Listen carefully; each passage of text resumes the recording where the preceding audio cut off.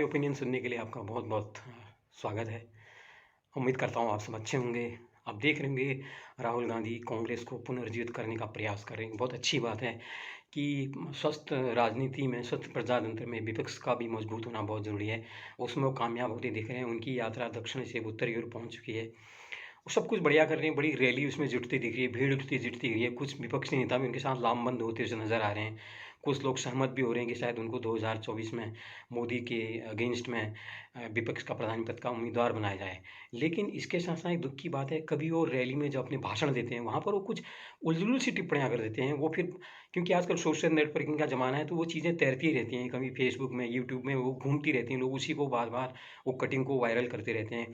कल मैंने भी एक वीडियो देखा, शायद कुरुक्षेत्र में उनके एक लोकल पार्टी ने, लोकल ऑफिस ने उनकी एक पत्रकार वार्ता जिसमें आयोजित की थी, जिसमें किसी पत्रकार ने छत्तीसगढ़ में किसी एक समाज सेवी के साथ की घटना का जिक्र किया।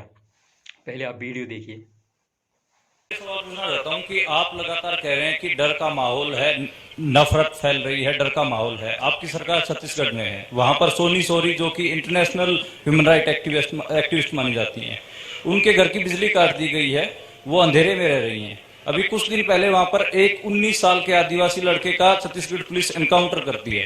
तो डर का माहौल भी आपको दिख रहा है। और क्योंकि इस यात्रा से आप कह रहे हैं कि सिविल सोसाइटी, पत्रकार, वकील, जो भी सेक्शन डरा हुआ है, उसके आप दिल की, उसकी मन की उसको डर को आप कम करना चाहते हैं। तो सोनी सोरी जो कि इंटरनेशनल एक्टिविस्ट हैं, वो डर में वहां अंधेरे में बैठी हुई हैं। तो वहां आपकी सरकार है। बाकी अगर आपकी सरकार सेंटर में आ गई तो फिर वही जो छत्तीसगढ़ में क्या वही होगा? नहीं, सबसे पहली बात यह है, देखने की बात है कि ये जो आपने मेरे सामने सवाल रखा है, ये आप नरेंद्र मोदी जी के सामने रख सकते हैं क्या? सबसे में उन्होंने सिर्फ यही कहा कि कैसे वहाँ एक समाज सेवी को उत्पीड़ित किया जा रहा है, कैसे एक आदिवासी को वहाँ पर इनकाउंटर में मारा गया, उसके बारे में जिक्र किया। तो इसके बदले में कुछ एक अच्छा सा एक जवाब देने के बदले राहुल गांधी ने वहाँ पर एक काउंटर अटैक किया कि क्या आप यही सवाल प्रधानमंत्री नरेंद्र मोदी से पूछ सकते हैं? क्या कभी उन्होंने ऐसी प्रेस वार्ता की? प्रेस वार्ता करना ज़रूरी है, ये कोई बिल्कुल भी उसकी गारंटी नहीं है। प्रधानमंत्री का पद बहुत महत्वपूर्ण होता है। उसके बाद इतना समय नहीं होता है कि वो पत्रकारों के लिए समय निकाले।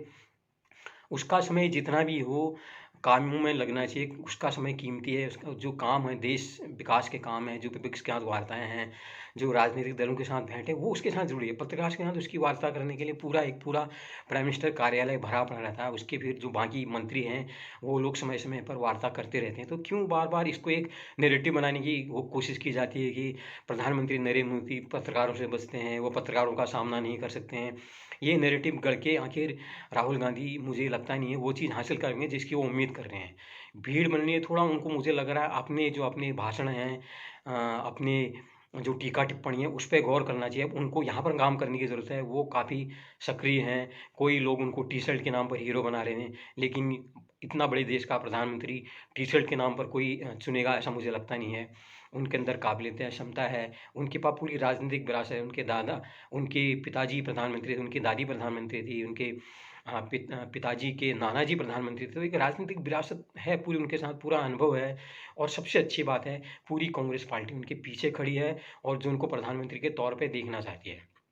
लेकिन अगर मोदी को अगर स्टडी कर रहे हो तो देखते हैं मोदी कभी भी किसी चीज़ को जवाब नहीं देते हैं। वो अपने काम से लोगों को जवाब देते हैं। और जो लोग रैलियों में बोलते हैं या पत्रकार वार्ता में जो भी विपक्षी कुछ बोलते हैं, उसको मुद्दा बना के जनता के बीच में छोड़ देते हैं। बताओ इसमें क्या सच है, क्या गलत है? पता लगा कहीं जो राहुल गांधी ऐसे जो पत्रकार वार्ता कर रहे हैं या अपने भाषण में कुछ उलझुल बोल देते हैं, ऐसा ना हो कि वही उसी को हथियार बनाकर नरेंद्र मोदी उनके खिलाफ इस्तेमाल करें। मुझे अब जो लगता है उनके साथ में मैं देख रहा था, बड़े-बड़े पत्रकार उनके साथ खड़े नज़र आ रहे थे। उसमें जो रमेश भी एक पत्रकार हैं, वो भी उनके साथ देख रहे थे, जो पुराने पत्रकार रहे हैं। तो एक उनके साथ पूरी मूर्धन्य और बुद्धिमान लोगों की उनके साथ टीम है। मुझे लगता है उनको उनके साथ ज़रूर परामर्श करना चाहिए अगर वो आगे बढ़ना चाहते हैं। अगर इसी शैली में एकला चलो, बगैर किसी के राय-मशवरे के वो भाषण, रैली, यात्राएँ निकालेंगे, तो मुझे लगता नहीं उसका कोई बहुत ज़्यादा फ़ायदा होने वाला है। तो इस चीज़ पर अगर वो गौर करेंगे, निश्चित तौर पे वो मोदी को चुनौती देने में 2024 में कामयाब हो पाएँगे, नहीं तो ये यात्रा उनकी निष्फल ही हो जाएगी। इस बारे में आप क्या जानना चाहते हैं? क्या आपके विचार हैं? मुझे ज़रूर बताइए। आपका दिन शुभ हो।